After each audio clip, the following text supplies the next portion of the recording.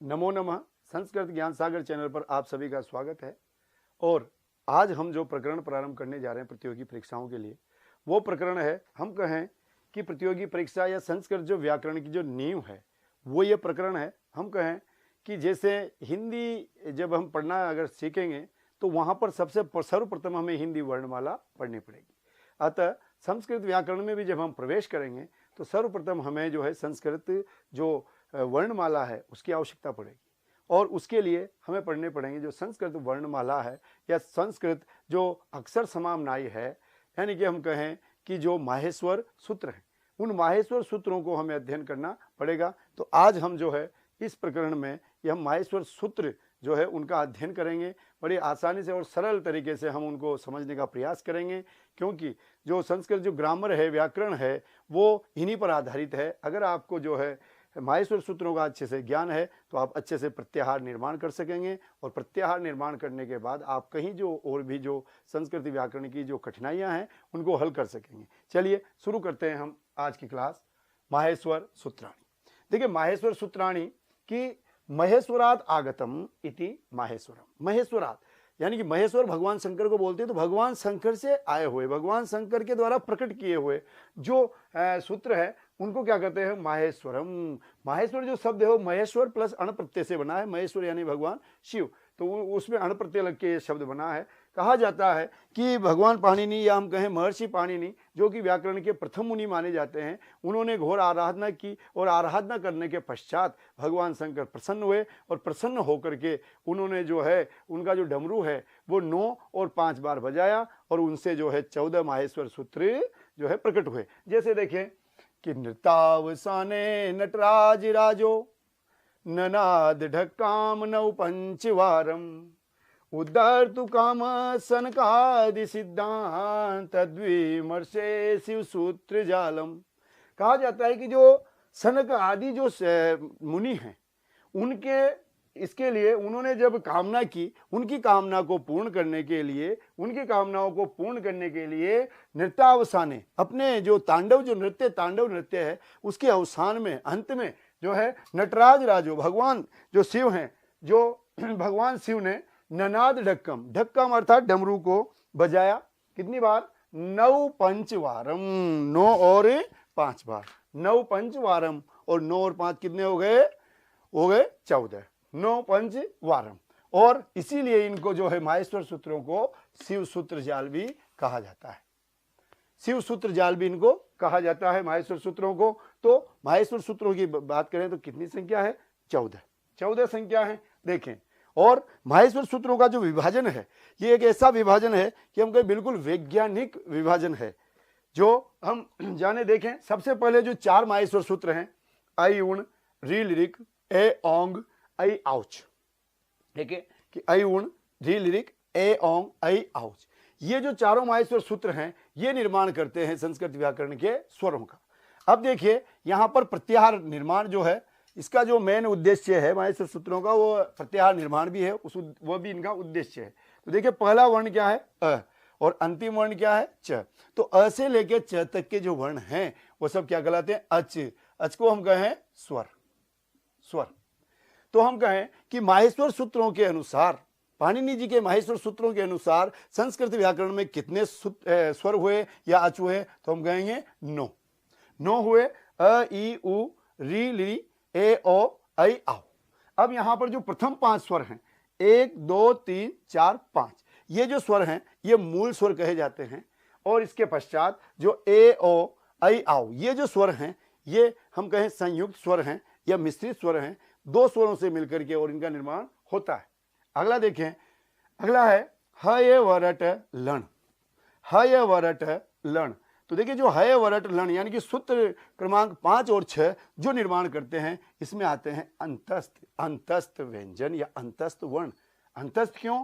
देखिए जब हम इन वर्णों का उच्चारण करते हैं तो वायु जो है वो वायु अंदर की तरफ जाती है, या हमारी जीभ थोड़ी बहुत ऊपर की तरफ मुड़ जाती है अंदर की तरफ। तो वायु अंदर जाने के कारण अंतस्थ, इन वर्णों को क्या कहा जाता है? अंतस्थ। और इनकी संख्या कितनी है? 4। देखिए ह जो है ये इसमें शामिल नहीं होगा, ये, व, र और ल, ये 4 जो हैं ये आपके अंतस्थ वर्ण हैं 4। इसके पश्चात जो बात है, हम क्रम से चलें, जो वैज्ञानिक विभाजन है उसमें सबसे पहले आते हैं, देखिए पंचम वर्ण, य म ङ न नम, पंचम वर्ण।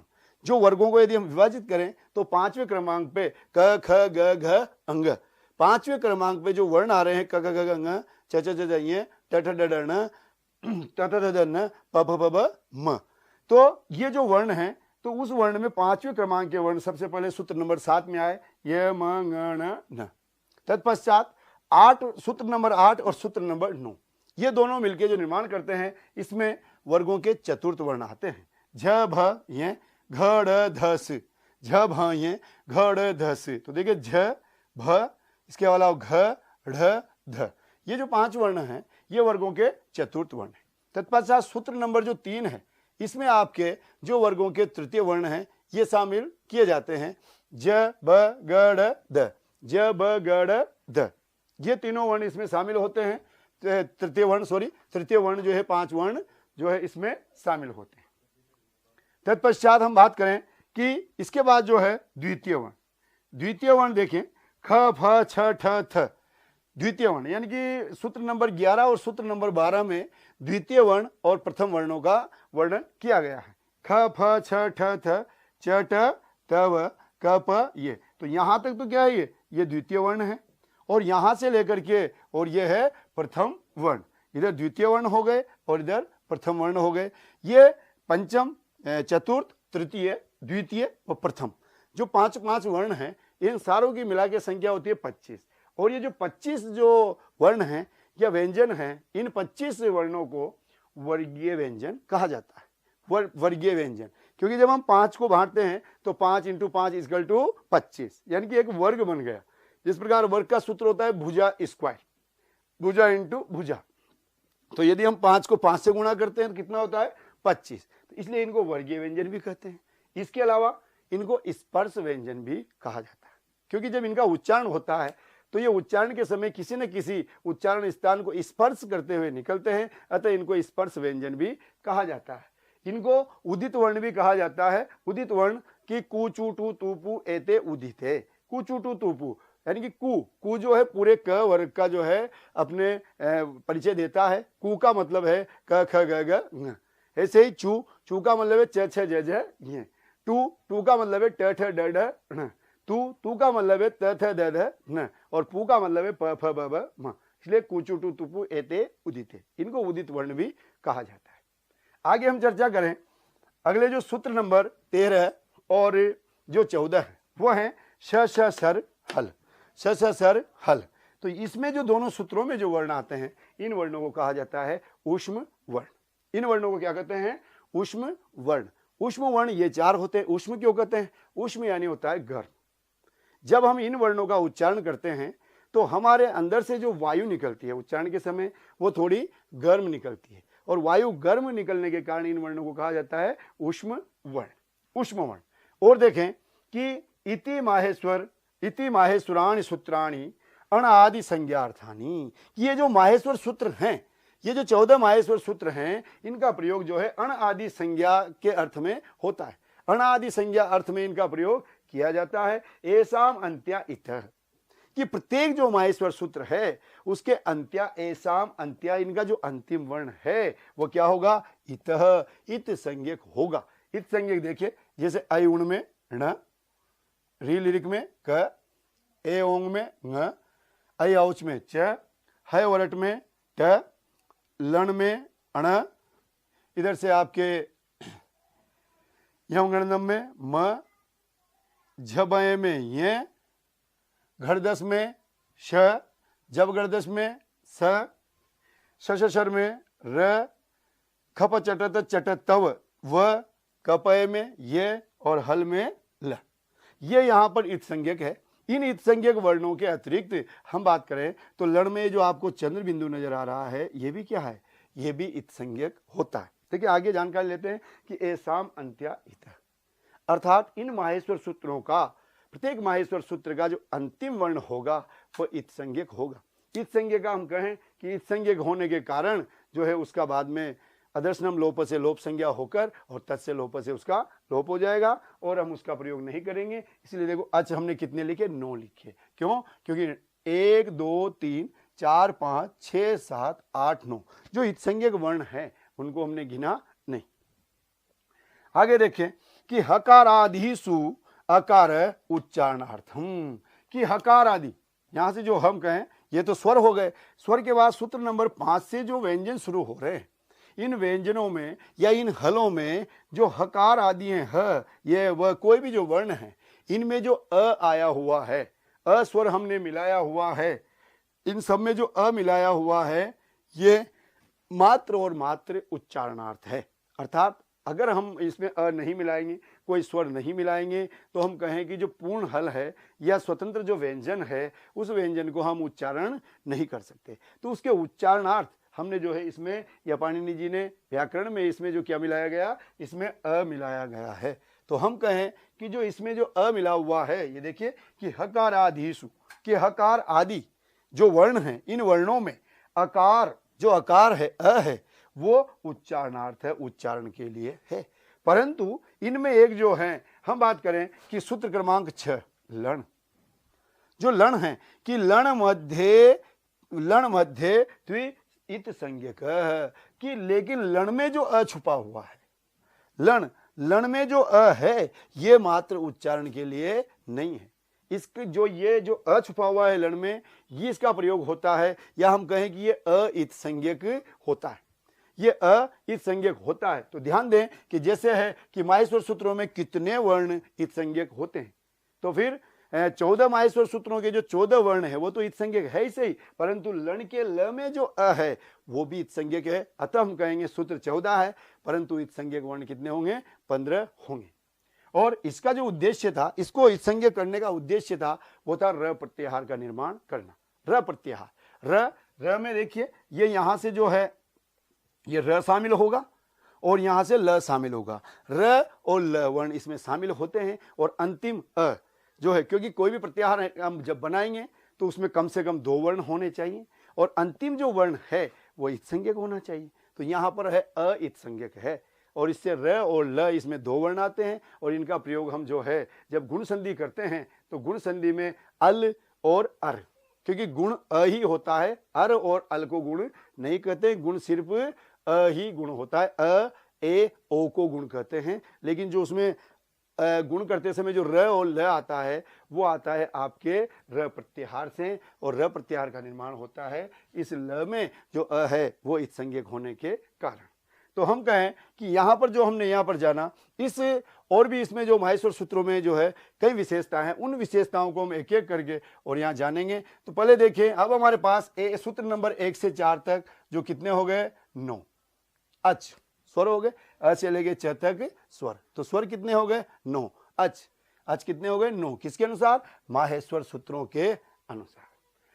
तत्पश्चात सूत्र नंबर 5 और 6 अंतस्थ वर्ण हो गए और ये कितने हो गए, 4।